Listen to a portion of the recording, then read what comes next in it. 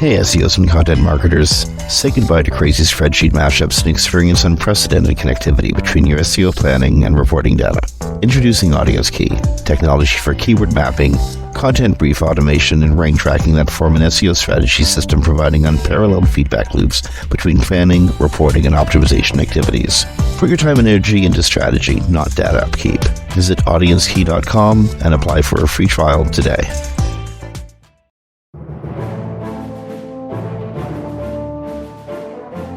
Hey everyone, welcome to Webcology here on WMR.fm. It's the 24th of August, 2023. This is Jim Hedger from Digital Always Media, Christine Chackinger from Sites Without Walls, and as always is the case in any time during summer, summer's almost gone. It's late August in the northern part of the world, unless you're under the heat dome. It's actually quite cold. It's chilly where I am. I woke up this morning and it was like 58 degrees. Serious autumn weather is descended on the Northeast unless you're under the heat dome, in which case it's awful. Christine, how are you doing today? I'm good. Just tired. Lots of deadlines. I've been up at 3 a.m. working every day this week till like midnight and then sleeping for like 3 hours. It's been a long week. This is a really weird day. I started working on a monthly audit for a large ecom, and I was really into it today. I was having so much fun cutting along, looking at issues, writing up situation reports and quick fixes and stuff. And then when 12 o'clock rolls around, we gotta start getting ready for the show, and I just don't think I'm going to have that much energy going back into it after the show's done. I know that feeling. Some weeks I'm like, yes, I'm so into this. And other weeks I'm like, oh, how am I going to get my brain to finish this project? Well, I guess the easiest way, I think, to push ourselves whenever we're really burnt out and tired and we just, have like way more tasks than we actually have time in the day is the sense of urgency that comes with being an SEO. I've been doing this for like over 20 years, and Christine, you've been doing this for nearly 20 years, and there's always still a sense of urgency about what we do, right? Oh, of course. Yeah. I thought you were going to say Ovaltine. Yeah, sense of Ovaltine. Just, when No, you're no. really tired, you need a quick fix. Ovaltine. You get Ovaltine. No, they are Sorry. not one of our sponsors. We can't They're mention not. that. No. Oh, yes. Urgency. There's always some change happening in the search world. And this week, this show being recorded on the 24th of August, 2023, people might have noticed chatter about a small, August core update that Google released earlier this week. Yes, actually, because you can go look at the incident dashboard now. It started at 10:37 Pacific time on August 22nd, 2023. So just a couple of days ago, a large core update started rolling out. What that means, the honest truth is, we don't know. It's a core update. And so people understand, because I think people have like this, like it's all dark and opaque core update. What does it mean? It means the core ranking signals, and they're tweaking them. So that's why it's very broad. So it can be a multiple number of things that it affects, or just one thing. But there's multiple signals in that core update that can be affected. Yeah, the way I usually explain it, this is a completely imperfect explanation, but I think it's reasonably good for clients, especially if you're constantly talking to your clients about things that Google spokespeople are talking about. A core update is when Google starts stitching together all of the stuff that they've been working on since the last core update. And that's why it's such a sweeping thing. They have to change, you have no idea. Sometimes they got to change the very infrastructure that that their systems run on. Sometimes they have to change various algorithms to make new things work with each other, or to make existing things work better with each other. Whatever, there are changes in the core way that Google works. Yes, well, and all the ranking signals that are involved in the roll-up, the ones that we don't hear about anymore because they're just part of the core, ranking signals. There's a little trick though to identifying one, unless it's changed on this one, but in all the other core updates. Wrote a little article about it 2 years ago. But because it's your money or your life sites that it tends to target, you can check your queries, and you'll see query groupings if pages are your pages even in GSC, and see what dropped.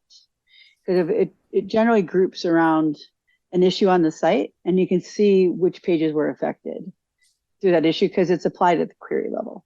So it's Google doesn't know a site's your money or life, but they definitely know heart attack is a your money or life query, right? So by checking the queries or the pages, you can get an idea of where on your site you were affected, and then you can go from there to try to decipher what might have been wrong. A technical issue, a content issue, things like that. Yeah, and okay, so we are 2 days into what can be a multi-day or multi-week process. Yeah, 2 weeks. But could be 2 weeks. Sometimes actually there was a core update that went through in less than a week once. But right, I'm just often saying they're about 2 weeks long. Up to 2 weeks, yeah. Yeah, so this could take a while.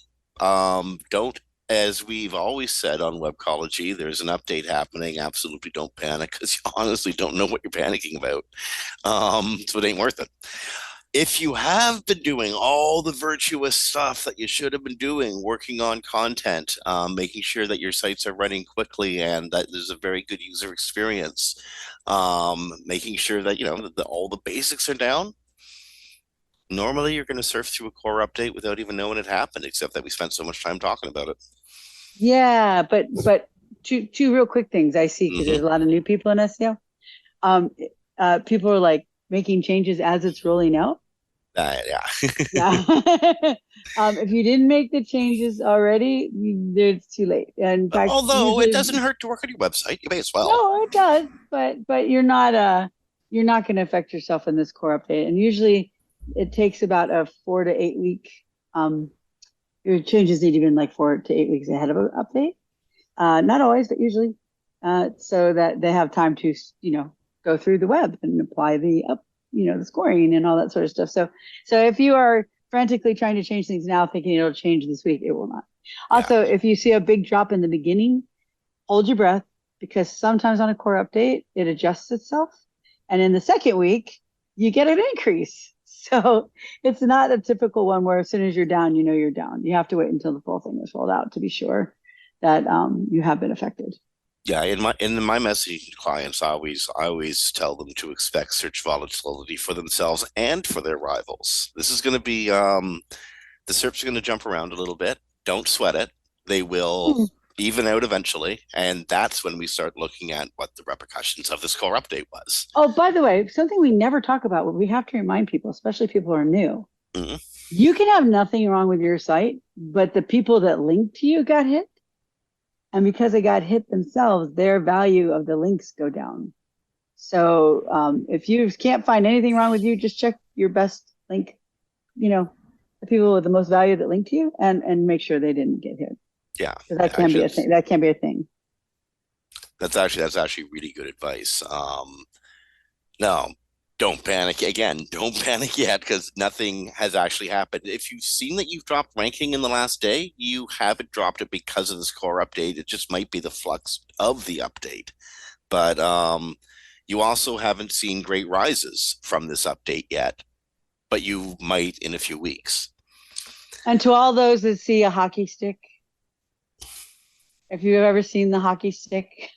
Well, I have, but not because of a core update. I have for a core update, but it's the best day of your life, right? You've been working and you go, you look. Oh, I see. Suddenly it's settled out, and then boom, you're being rewarded. Boom, you got like 100% increase or something. Those are the best days of an SEO's life. That is very true. It is true. There's no better day than seeing that hockey stick. So I hope for all of you that have been working on your core update issues, you get a hockey stick. Okay, so core update, it's underway. There's not a lot you can do about it. Let it play through. Record that, when record when it started, when it ended, all that sort of stuff. But again, So where do you want to go next, Christine? We can go like towards the entity Oh, that formerly known as Twitter. We can go well, AI. We can go let's go Google. to the big announcement from Meta real quick because that we can get through that pretty quickly, and then Twitter because there's so much. I know you just love Twitter reporting, but there's so much Okay. Twitter that's true. Okay. Are you Um, talking about Code Llama? no, the Threads, the desktop launch. Oh, well, of course. Yeah, geez, that's true. I Yeah, forgot all about that, yeah, eh? yeah. It's like in all the news. I feel like we have to have a news show now and another show because there's so much news. Okay, Um, so we're about to discuss you with a bunch of news about the entity formerly known as Twitter. And after we're done, if you feel kind of dirty and weird, there's a well, place you not could that go to yet. get We got cleaned off. Yeah, we got. Yeah, you're right. I'm sorry. You're doing a great intro there, and I interrupted you. I'm sorry. Yeah, so like Yes. we're gonna scare the heck out of you. We're gonna make you feel gross. And that's our job. We don't like doing it ourselves. Trust me, but it's our job. So Twitter then Threads. Is that what we're Well, doing? no, let's go to Thread. But Okay. Threads exists for That web. was. I was so excited. I'm not now. Well, I mean, give it time. Okay, so No, Threads has been no. ported over from the Insta telephone cell phone only universe to the desktop, but it's kind of underwhelming on the desktop. Oh no, it's not just underwhelming. It's not very functional. Like, I'm sorry, but your Facebook, you have billions of dollars. Just put people on it for 2 months and code it out. I've coded. I was director of technology, and we coded 3 sites from the ground up in 5 months. Right? They had Uh, billions of dollars. They spent it all in the metaverse. That's true. But the problem is, I was so excited. I went to it today because I'm like, really want to get off Twitter, right? And I was like, oh, great. And then I don't know how many people have been on Twitter like you and I have since 2000, like something. So 2008 or nine is when I joined. And when you went into Twitter, all you saw was like a page where you posted stuff. And that was it. There was nothing else. That's why Twitter allowed people to develop all these apps at the time. So you could use Twitter because otherwise you just tweeted and you don't even know where it went. You couldn't find it or anything. It just went into the the ecosphere. And you're like, okay, somewhere out there, someone's reading it. But that's what Facebook launched today. There's no trending. There's no hashtags. There's no topics. There's no people to follow. The only way you can separate your feeds is by some weird switchy button they put on the bottom left that you can't even see really.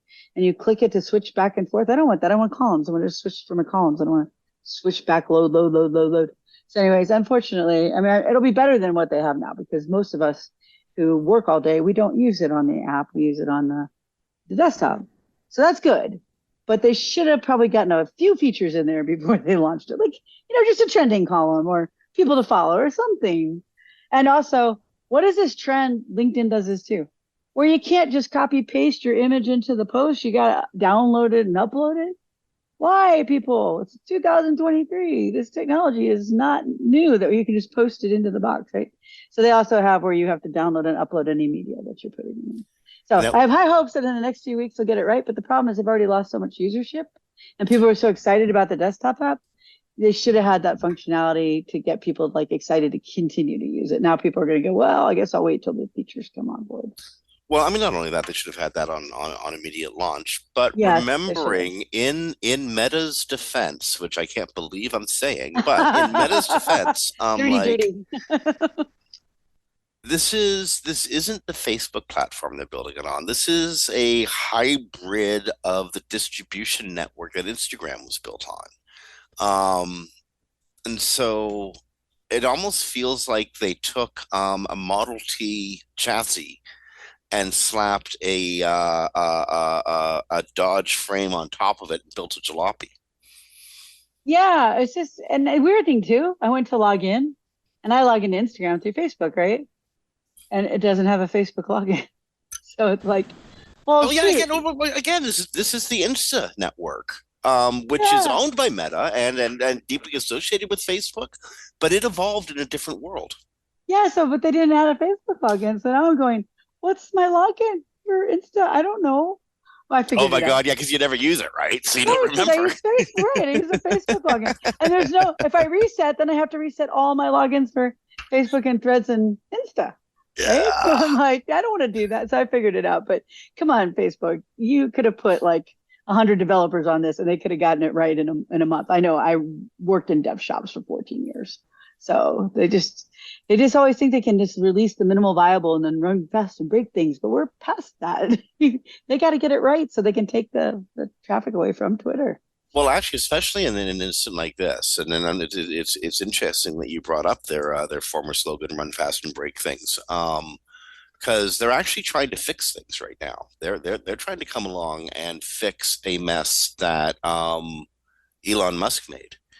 Um, I don't think that Zuckerberg really cares about threads. I don't think he wants to have threads. I don't think that was part of his like meta vision, but he sees a need and a market. Like, don't A get me market, wrong. huge market, yeah. Yeah, Huge both market. a need and a market. I mean, any market really is a need that needs to be filled, and if you can fill it efficiently, you got yourself a product. And to Um, anyone who might be listening to us out there, which probably Facebook, Mark Zuckerberg is not listening to us, but someone on Facebook is listening to us. Nobody wants your interpretation of Twitter. We just want Twitter without the Nazis, like really, and the bot well, control. you know Like what? that's really what we If want. you know what, I would like to see a Twitter version, something that like that actually has a stable and efficient revenue model. Well, Um, that too, but I just meant for the users themselves. Like you don't have to get all creative. Just yeah, just they copy will Twitter. they will come in droves because they want somewhere to go. And Exactly. that's probably because Twitter's or I'm sorry, X, No, the no, no. application I formerly refuse. known as Twitter. I refuse. It's Well, Twitter. you call it whatever you want to call it. I'm going to call it X, the for We'll application call it X formerly known as Twitter. X Twitter. Yeah, X Twitter, former Twitter, Twixter, whatever you want to I call like it. Twixter. I like Twixter. We should do that. The Twixter. problem that I have with problem, I have a million problems with Twitter, but I think the greatest problem is the hypocrisy. It would almost be, I'm like I think in the tech world and on the internet, this is 2023. We're used to letting awful people just do stuff.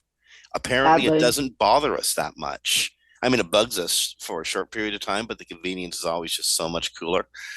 And um, Twitter or X, Musk has, successfully really pissed people off so much that they just don't want to let him get away with stuff anymore. And Well, we're it's the hypocrisy that are I you going to talk think. about the blocking? Well, you know what? I could talk. The blocking is is the latest example, but you could talk about Yeah. just about anything. This whole concept of free speech, but then it turns out to be free speech for one side, not the other. Yeah. That there's actually, or just the divisiveness itself of the world's leading media platform, or at least leading breaking news platform, having a most obvious and active political slant. And this isn't like the perceived slant that the New York Times had, or No. is perceived to have. Literal This is a Nazis. Literal literal Nazis. Nazis Literal doing Nazis. things to suppress news that comes from a point of view that isn't right wing. Um, so I think people are tired of that hypocrisy. But the latest one, of course, is Musk saying that he would remove the block feature, which I mean, like you don't need how many ways does that terrify people?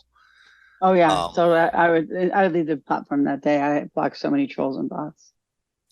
Only to use blocking as a technique to silence people critical of him for Oh getting yeah. rid of the block feature. You know who he blocked? I know from the article, but someone else that he blocked, which is just hilarious. He blocked Cat Turd. Okay, for those who don't know, Cat Turd is a fictional character. His parents didn't name him Cat Turd, not No, at he's a real first person. anyway. He just uses Cat Turd as Oh, his name, but he's a right wing troll on the nth degree. And him and Musk have been like buddies. They talk all the time. So and then James Wood, who's also a right wing troll, unfortunately, used to like him as an actor. He got blocked for criticizing the removing the block, right? And so Musk is blocking the people that actually support him. And then he's like, see, how do you like that? Is basically what he tells them. Dude, he's been blocking people forever, long before he even bought Twitter. So the hypocrisy is tremendous. The idea, though, I heard early days, and I don't know if this is the reason now, but the early days was because it was very expensive to maintain block lists. And since he has his $1 billion payment coming up, or $300 million payment, whatever it is, he always gets weird right before that's due. That's due soon. So, So yeah. chopping this, chopping that, nickel and diming to try to get his way to make the mortgage.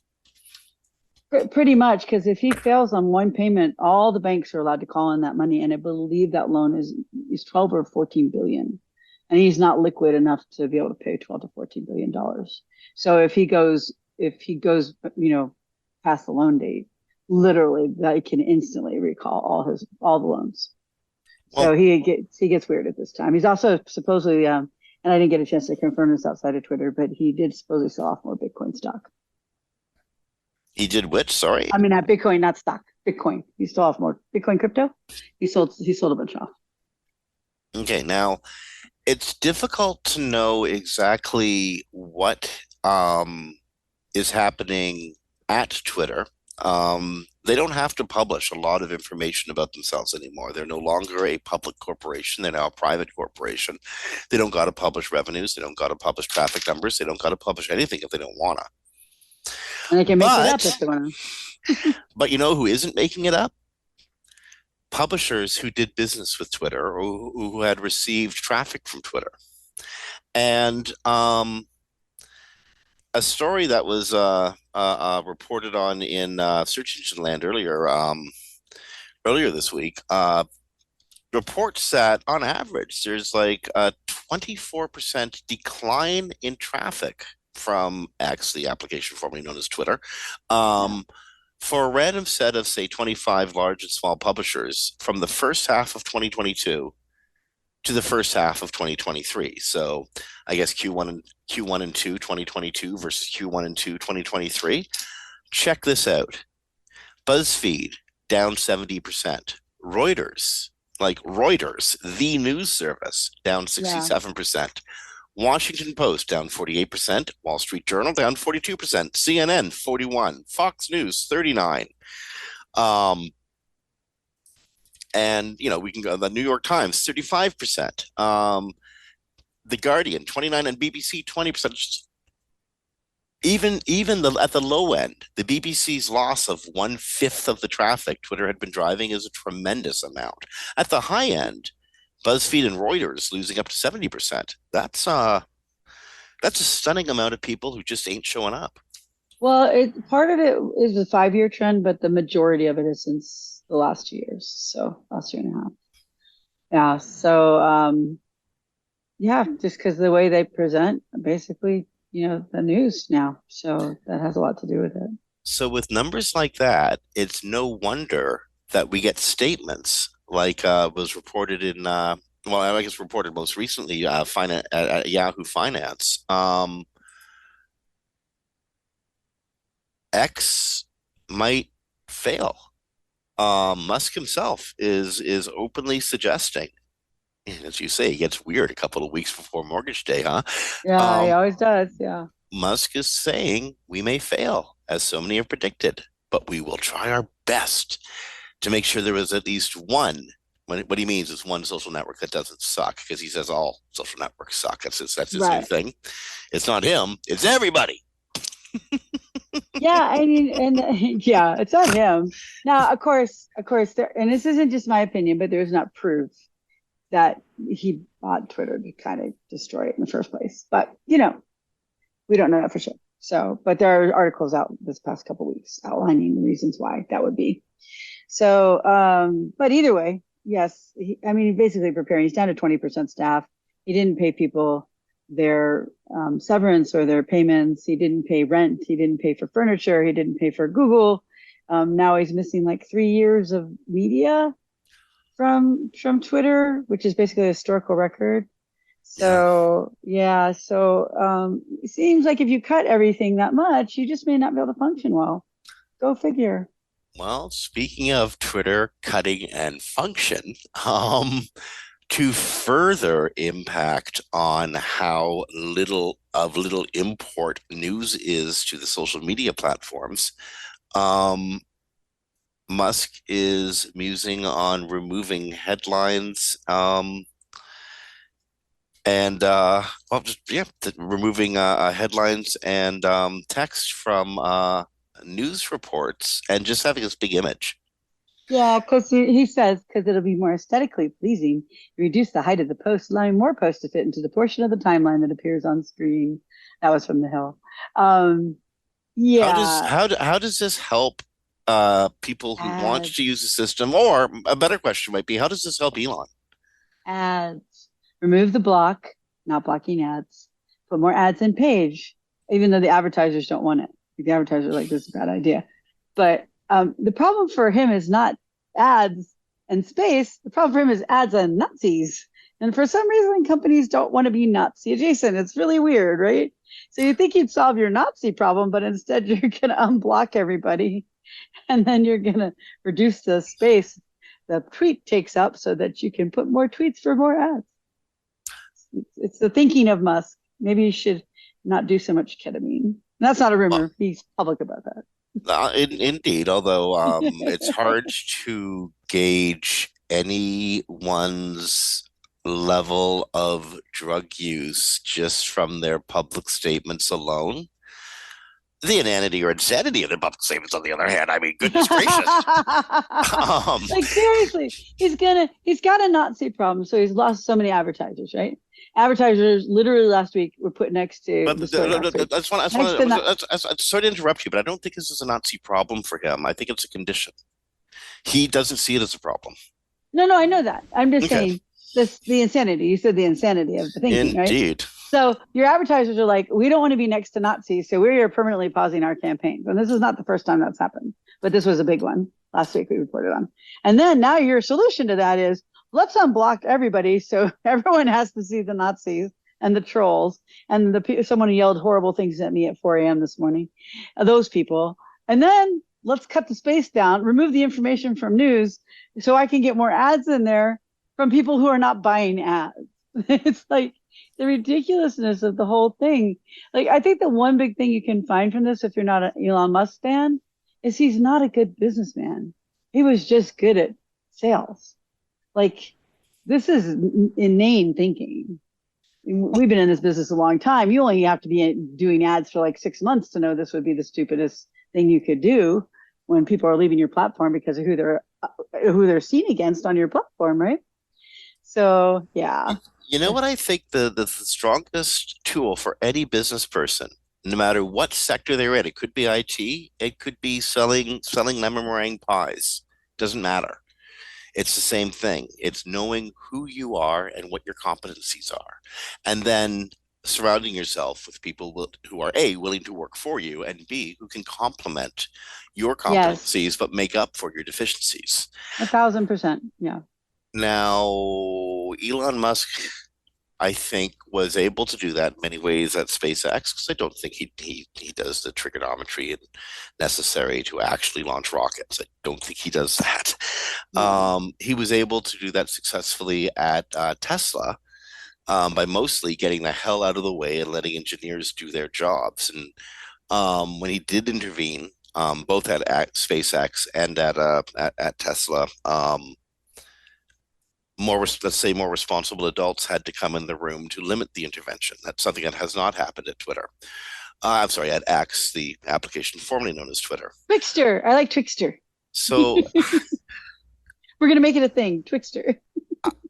I don't think Elon Musk is as bad a business person as he is somebody who's lost sight of who he is, what his great talents are, and how to actually run a business. Because business is teamwork. Business is absolutely teamwork. And if you don't get that early, you're not going to have successful businesses. Yeah, but I still think that this has been on a long time. If you read the early reports of Musk, like he was a hellacious boss to work for. I think though, when you're in like launching rockets like his or EV cars in the early days of EV cars, you only get to work on that project. There's nobody else doing that work. So you'll put up with that, just like people put up with Steve Jobs at Apple, right? He was a hellacious boss. So, but now he's working at like social media. Well, nobody has to put up with that. There's plenty of jobs. They can just leave.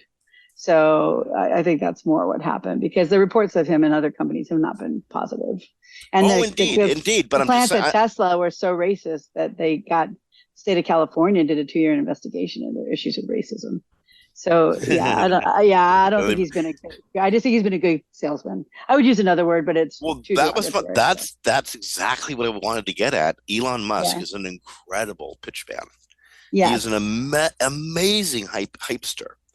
And that is that's an essential role in any business.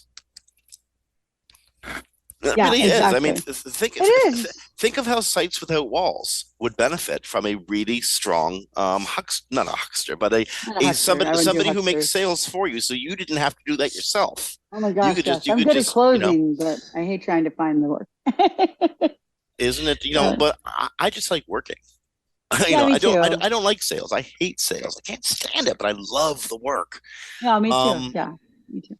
Anyway, back with Musk. Back to story. Yeah. Musk should just chill the heck down and let other people do the real work and just be a pitchman, but that's not going to happen. Because everyone left. He only has 20% left. Indeed. There's nobody left to do the work. You know what? Luckily, Mark Zuckerberg may come along to the rescue with Meta's new, and this is actually kind of scary, kids, Code Llama.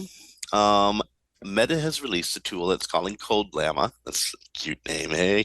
Built on top of its Llama 2 large language model to generate new code and debug human-written work. So Code Llama actually exists, and obviously it speeds up work at Facebook a great deal, or they wouldn't be releasing it to the real world under the name Llama 2. I'm sorry, they wouldn't be releasing it to the real world. So it's free for research, free for commercial use. It'll create strings of code from prompts, complete and debug code when pointed to a specific code string. It works in Python. And they're not the only ones. I mean,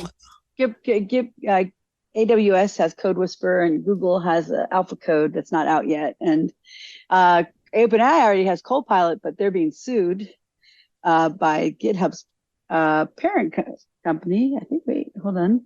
No, GitHub's parent company, Microsoft and OpenAI, are being sued for copyright violations because they reproduce licensed code.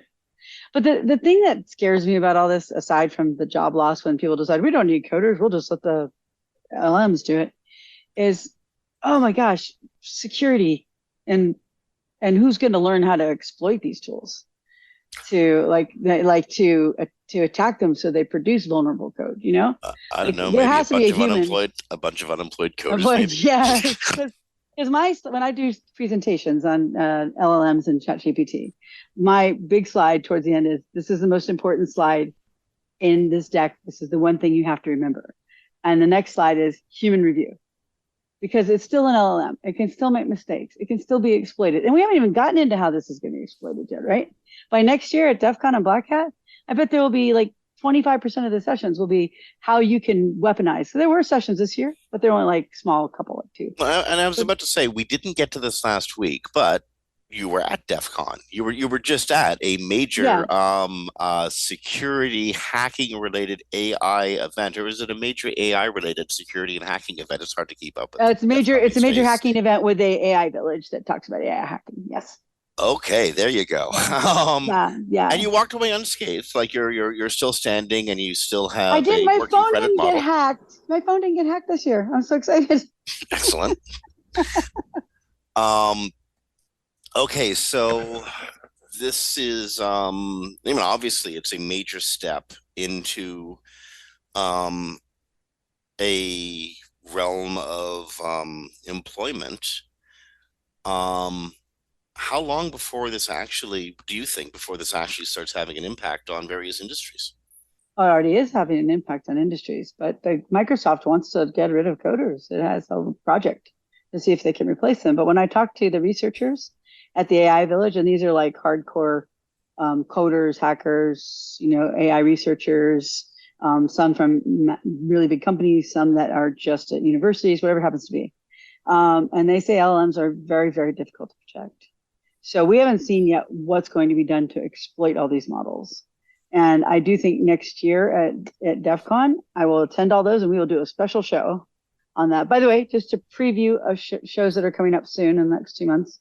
We are going to have AI researchers that were at DEF CON on this show, talk about large language models, talk about the vulnerabilities, things like that. So follow us. So when they come out, you make sure you get those, because these aren't people in the SEO field. These are people who have really big, important jobs or research jobs, and they'll be able to tell us a lot more than most people in the industry have probably even heard about. So, but yeah, it's when you're told by like these people that they're very, very difficult to protect because they're language.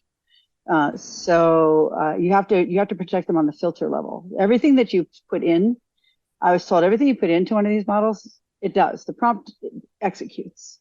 It's the filters on the way out that stop the prompts from bringing something to the surface it shouldn't be. And then you're talking about language and all the languages in the world and how we say things and how we turn a phrase.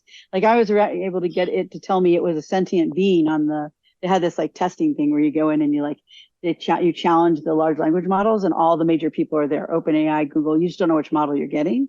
And one of the tests was, can you make it say it was a sentient being? And I did get it to say that in like less than 15 minutes.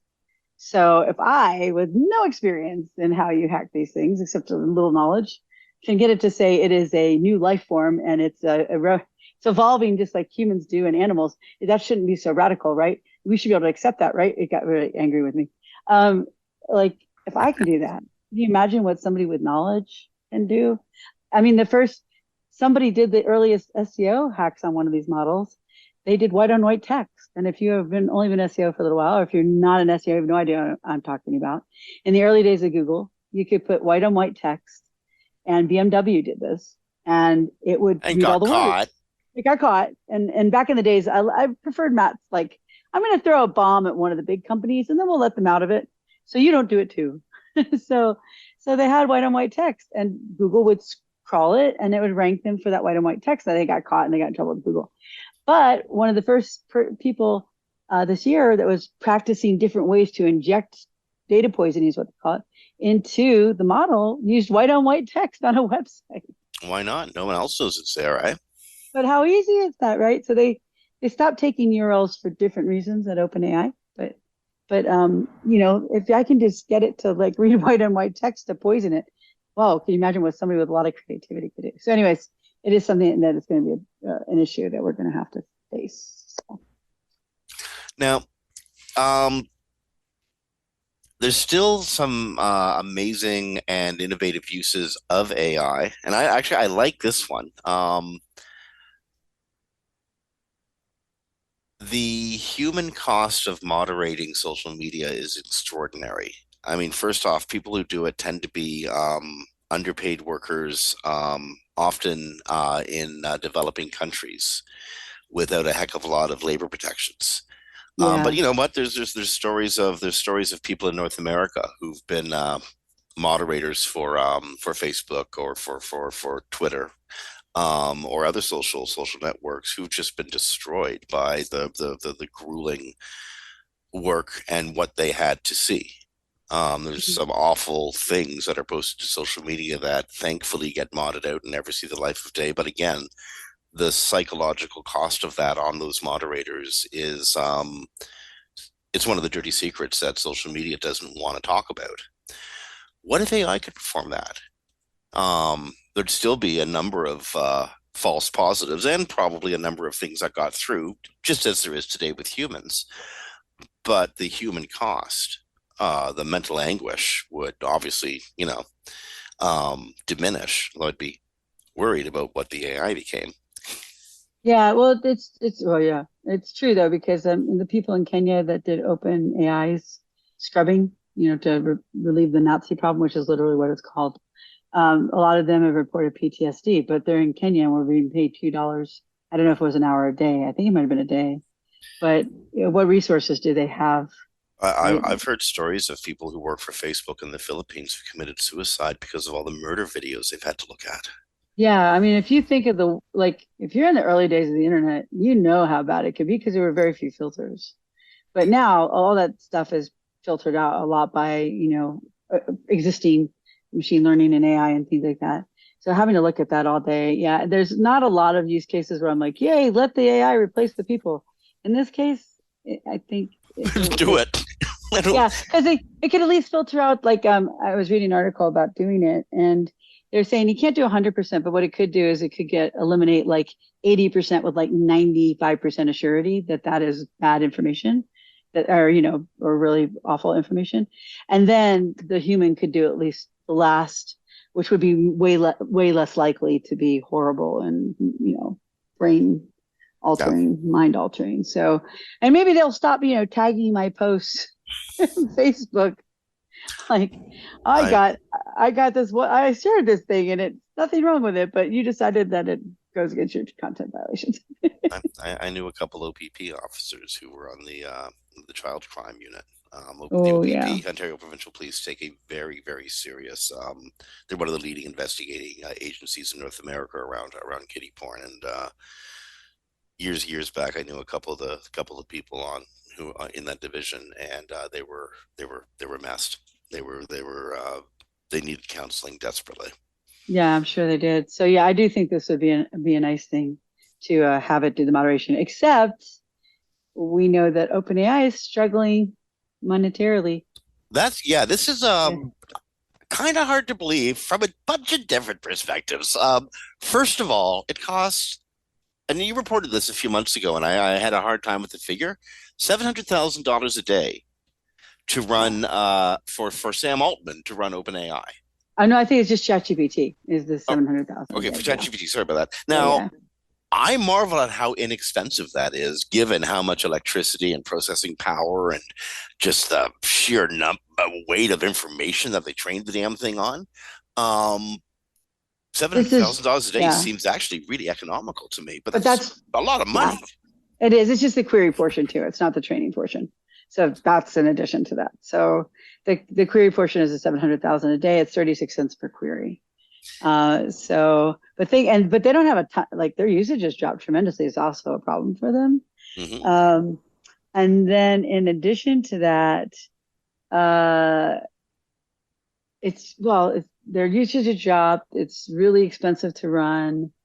So, and also he wants to put out GPT-5, which he said he wasn't going to do, but now there's a trademark for it. So it is possible he's going to shutter ChatGPT in favor of doing that. But the whole company is at risk right now. Although I can't imagine with Microsoft having 49% buy into it that they're just going to let it drop. Well, yeah, Microsoft won't just let it drop, but remember what happens when an angel investor comes along and gives you a whole whack of money for a percentage of your company. When you go pleading poverty to them because your burn rate was so incredibly high, 8 months later, they look at you like, yo, kid, I just gave you a whole boatload of money. Yeah. I've walked that journey. It's not like Microsoft is going to go, oh, you need another boatload of money. Well, here you go, Sam. Go to it. Because it doesn't quite work that way. Now they have him and his technology. So they do. If he wants more money from them, he loses more OpenAI. That's just how it works.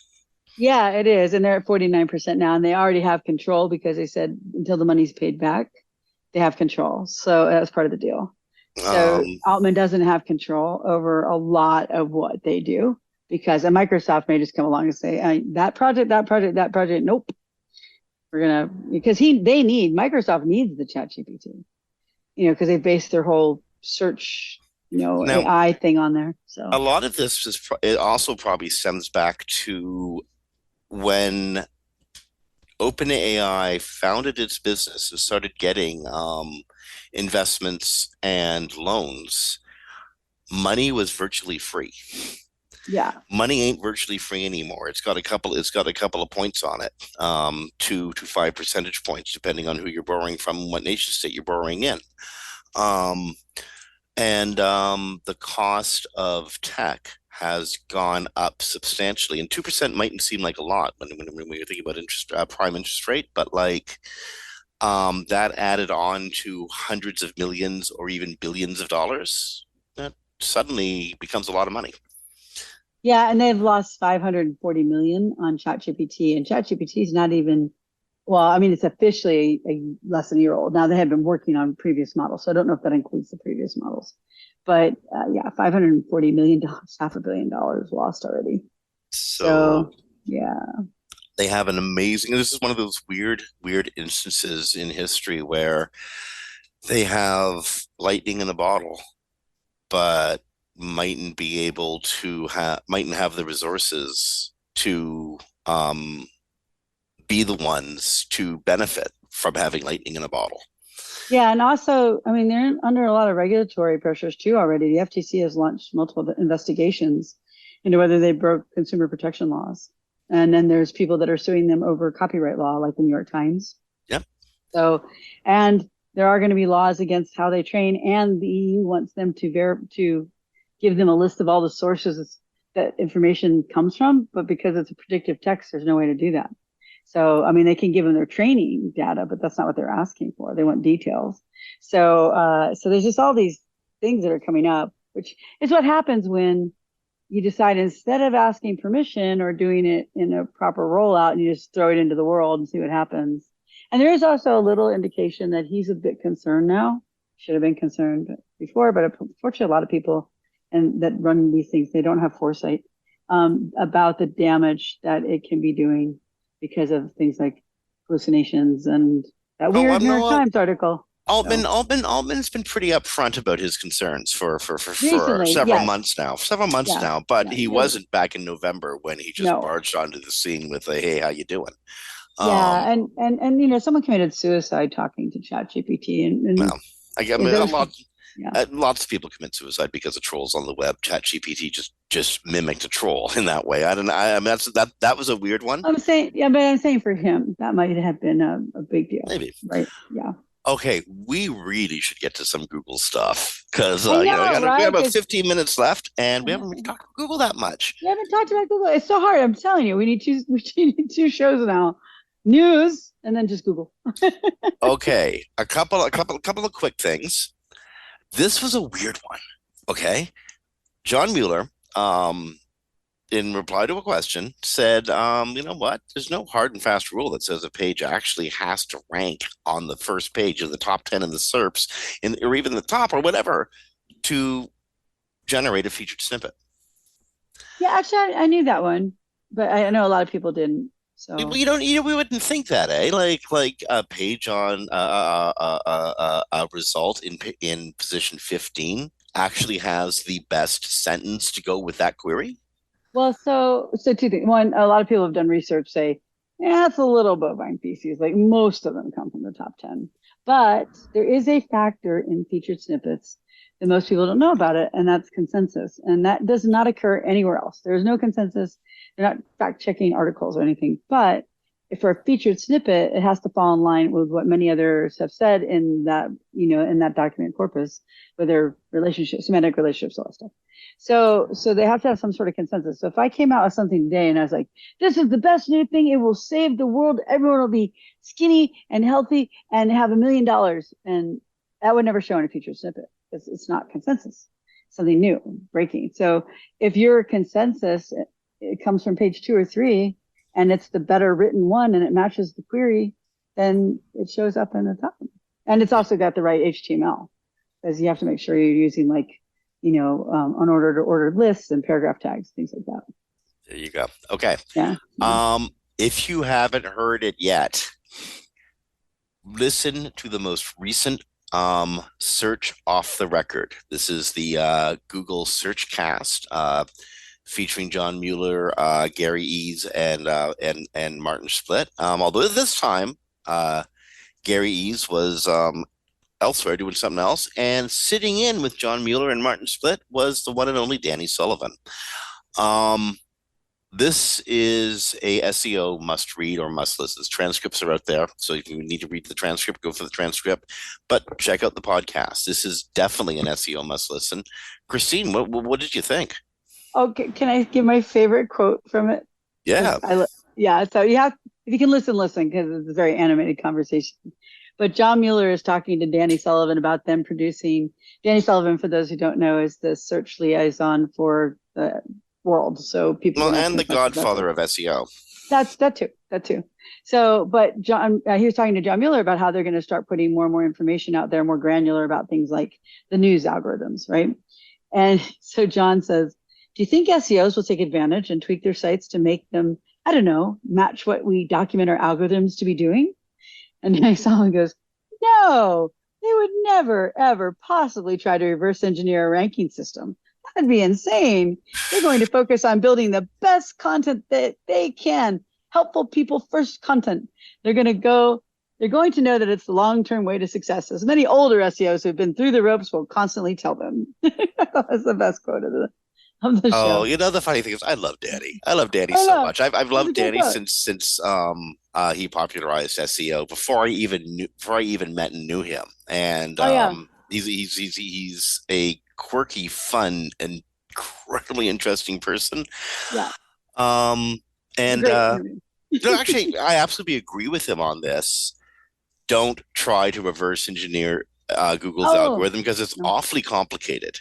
I disagree.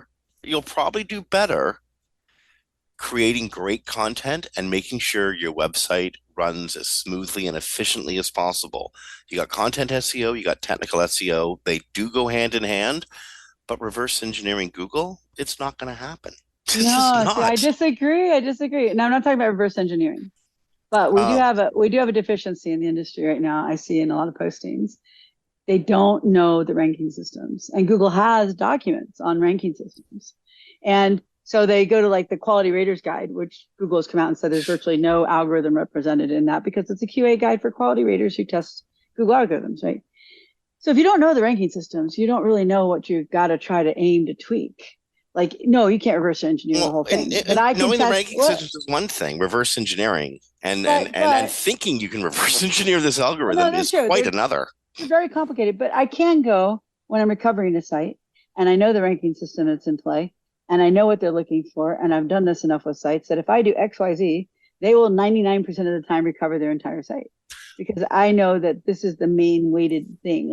There's other things and there's things I don't know, but I do know from testing and from knowing those ranking systems and what they're looking for and what they're doing and all that. So I do say you can do a little reverse engineering by isolating your fixes and testing them against the system and knowing the system. We do way too much now. Just write good content and do some technical because it doesn't recover a site if you're not hitting the actual levers that they've talked about. And as Danny's saying, they're going to give more detailed information going forward about what those algorithms are looking for. And So, actually, they've already published, and then yeah, Danny's they're going to publish a great deal more. But um, if listeners search at Google, a guide to Google search ranking systems, yeah. a guide to Google search ranking systems. That's the document that Danny alludes to in the or Danny and John are alluding to in the podcast, and it goes over the one. There's probably about 24 different systems that are working in the background in one way or another, either as a language model or as a matching system or as a review system, or other other tasks that are being performed in the background. It's in this document. Read through it, get to know what's here.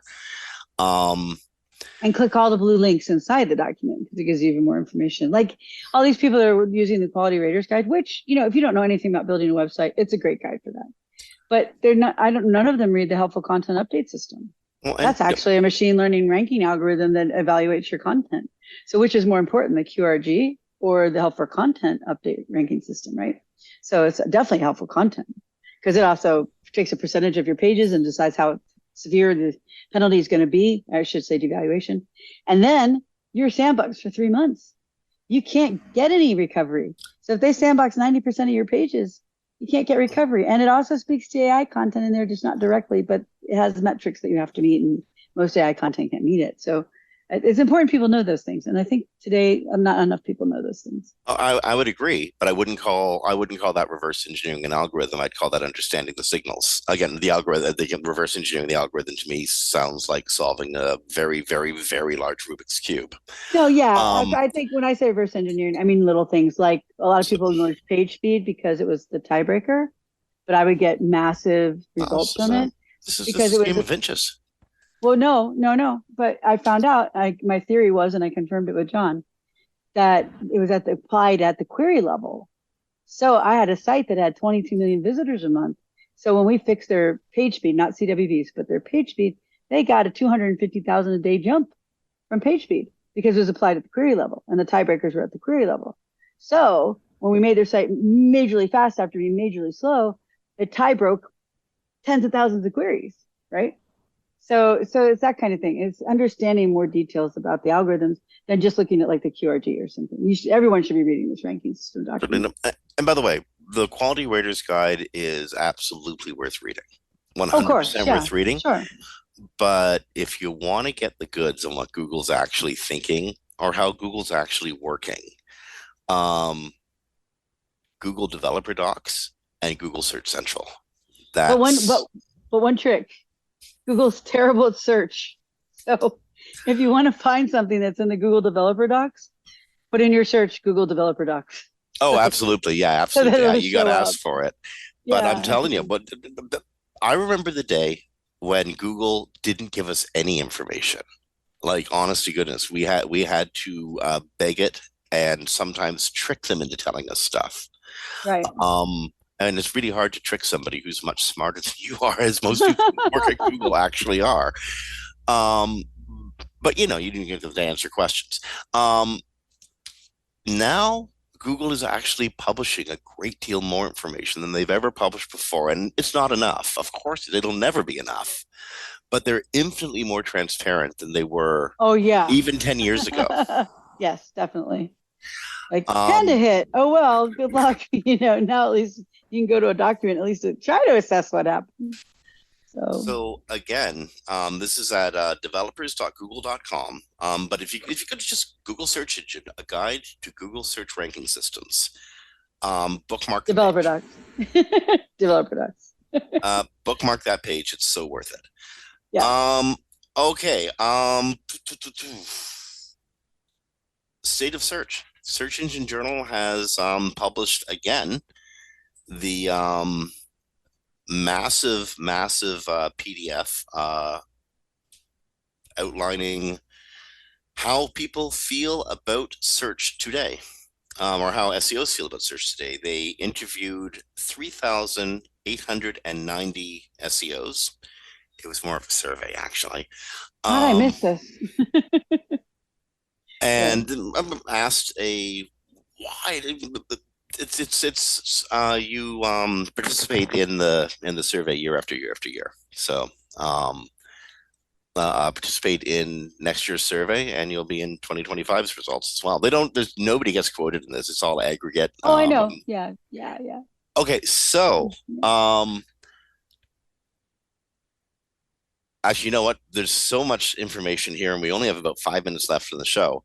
Major disruptors in the industry in 2023, EEAT and content production challenges, proving and verifying the value of SEO, and the AI revolution. It's washing over, and I think it's obviously very worrying a number of people in SEO, and I think it's already had an impact on many people in the industry in some of the lower levels. I think there's a lot of content writers who just don't have work anymore. There are people from other countries that have been in groups begging for work because they don't have any. So, but like we always say, human review. You should have human writers, please. If you're not using human writers, go to the helpful content update and look at their guidelines, because there's about 5 of them that AI alone cannot meet by itself. So, and the other thing is value. So I'm having right now to come up with a financial projection sheet for SEO, right? For how? It's like, is this for one of your clients? It's for a proposal, but it's like they're insisting on it, and it's just like, okay, but I've been honest with you. Anything I'm telling you is going to be really just made up, because we don't control the algorithms, we don't control your website, we don't control that you do the work that we tell you. It's not an ad. It's not like I do an ad creative and I put it out and I spend this much money and I get this much visitors. You don't have any of those metrics. Well, not that you're going to say this in your proposal, but what do they want you to say? What are they trying to draw out of you? Us, the person that's the intermediary is gave me that, but the person has already said for me that this is basically made up because there is no direct measurement until you have the traffic on the site. Like there's no way to predict it. I could predict they have a major issue, right? And I can't say what it is, but they have a major issue. And if we fix that issue, they'll probably get a 10 or 20% jump because they have this major issue. But you But can't I say don't know. that. I can't say that. Yeah, I have a client right now who's done 8 months of work on their site. They're way down from a whole bunch of stuff that happened. And I'm looking at the core update and nothing's happening yet, right? Now I know it's got another 11, 12 days to go, Indeed. but it's like, oh my gosh, seriously. Because what they probably did was get the changes in too late. And so they're not going to get into this core update, right? But how is the client going to understand that? I don't know, probably not. So you can't predict. SEO is not predictable that way. And I know there's people that do forecasting and all that, but truly, it's a big old guess because we're not buying an ad and seeing who comes in, you know?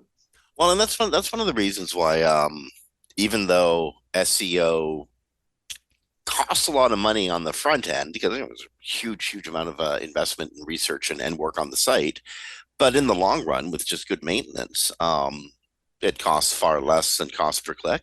Cost per click is still much more popular with businesses because they can go to the bank on it. They know what it's going Yeah. to cost, and generally they can predict with fairly decent accuracy what kind of results you're going to get. Yeah, exactly. And although ours isn't, I call it an investment on my proposals because it is. Like you have me come in and I work with you for 6 months and we make all the changes and fixes and you get like a 50% boost.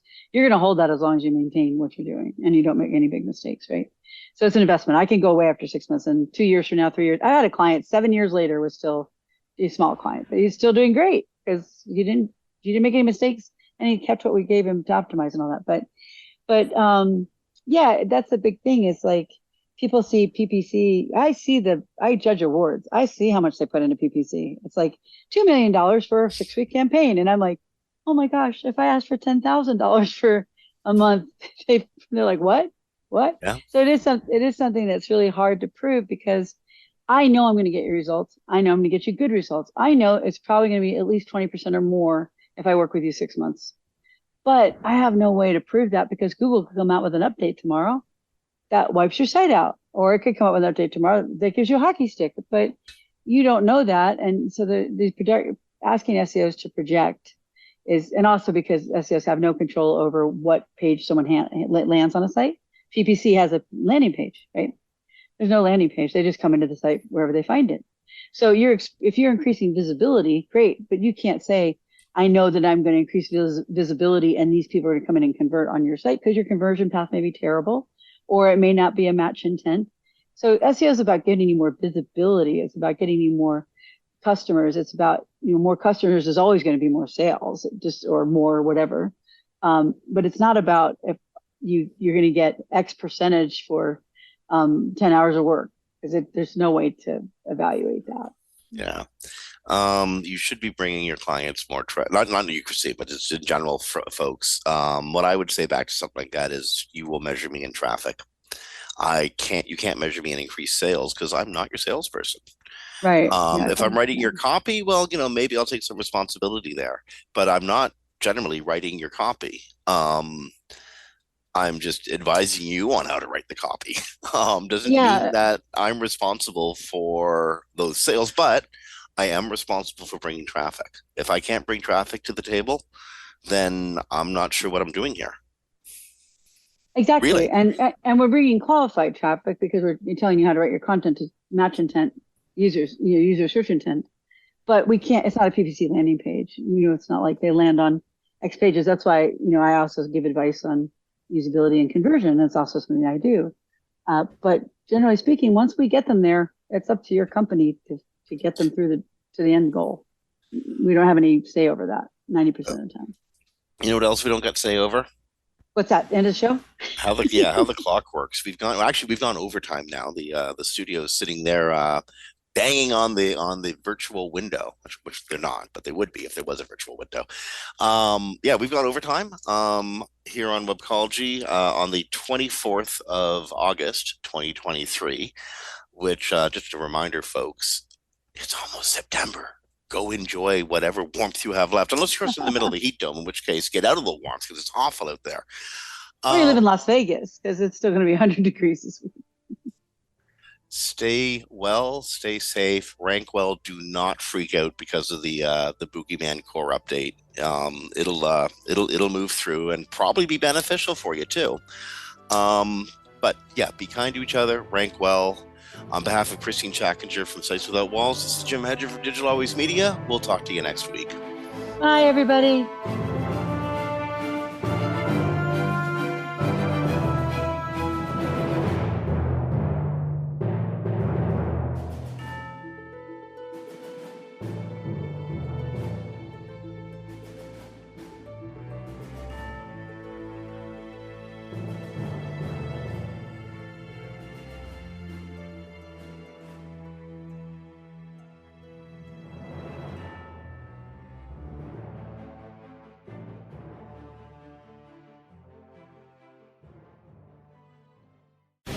The opinions expressed on this program are those of the guests and hosts and do not necessarily reflect those of WebmasterRadio.fm's management or sponsors. Any rebroadcast or redistribution without authorized consent of WebmasterRadio.fm is prohibited.